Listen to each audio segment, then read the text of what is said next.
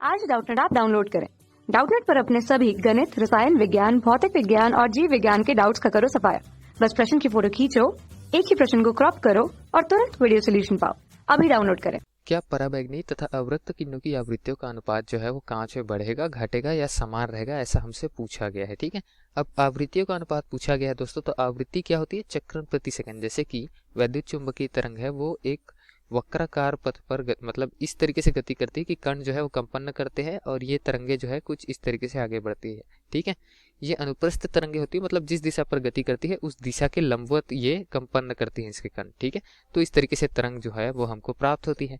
ठीक, अब इसमें आवृत्ति क्या होता है कि एक सेकंड में ये कितना जो है चक्रण पूर्ण कर रही है। एक चक्रण क्या होता है यहाँ पर, यहाँ से प्रारंभ करे यदि तो जहां से घूमकर वापस पुनः इस स्थिति पे आ जाए, ये वाली नहीं, ये अर्ध चक्रण हो जाएगा। ठीक है, तो इन दोनों के बीच की जो दूरी है उसको कहते हैं एक चक्रण। तो इस तरीके से आवृत्ति हम क्या देखते हैं कि चक्रणों की संख्या प्रति सेकंड कितनी है। ठीक, अब कांच क्या है?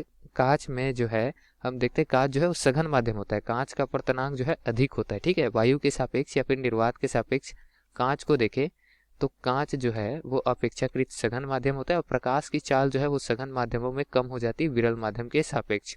ठीक है, तो यहाँ चाल कम हो जाएगी, प्रकाश की चाल, लेकिन आवृत्ति पर क्या असर पड़ेगा वो देखना पड़ेगा हमको। तभी तो अवरक्त और जो पराबैंगनी किरण है उसके लिए आवृत्तियों का अनुपात जो है उसको देखेंगे कांच और वायु में क्या अंतर आ रहा है। अब हम पराबैंगनी किरणों का आवृत्ति लिख देते हैं। चलिए लिख देते हैं। ठीक है, पराबैंगनी जो किरणें रहती है उनका आवृत्ति मैं लिख देता हूँ न्यू यू से। ठीक है, अब उसके बाद मैं लिख देता हूँ अवरक्त विकिरण जो होते हैं या फिर अवरक्त किरणें होती है। ठीक है, इनका आवृत्ति न्यू आई से। ठीक है, तो इनमें संबंध क्या होता है दोस्तों? जो आवृत्ति होती है पराबैंगनी की वो अधिक होती है अवरक्त किरणों की आवृत्ति से। ठीक है, अधिक होती है अर्थात वह ऊर्जा भी अधिक होता है पराबैंगनी का। लेकिन क्या इसका आवृत्ति जो है वो कांच में अलग अलग होंगे, भिन्न भिन्न रूप से बढ़ेंगे, या फिर अनुपात अगर हम देखें तो समान रूप से बढ़ेंगे, वो हमको देखना पड़ेगा।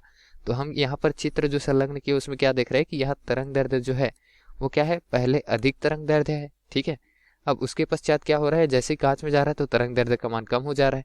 ठीक, तो तरंग दैर्ध्य के कारण ही प्रकाश का वेग जो है या फिर ये जो दो तरंग हमको दिए हैं इनका वेग जो है वो तरंग दैर्ध्य के कम होने से कम हो जा रहा है। ठीक है, ये निर्वात पे अथवा वायु पे 3 × 10⁸ मीटर प्रति सेकंड है और माध्यम पे अपवर्तनांक के हिसाब से कम हो जा रहा है, लेकिन आवृत्ति वही रहती है। ठीक, कणों का जो कंपन हो रहा है वो तो वही रहता है, तो आवृत्ति वही रहती है।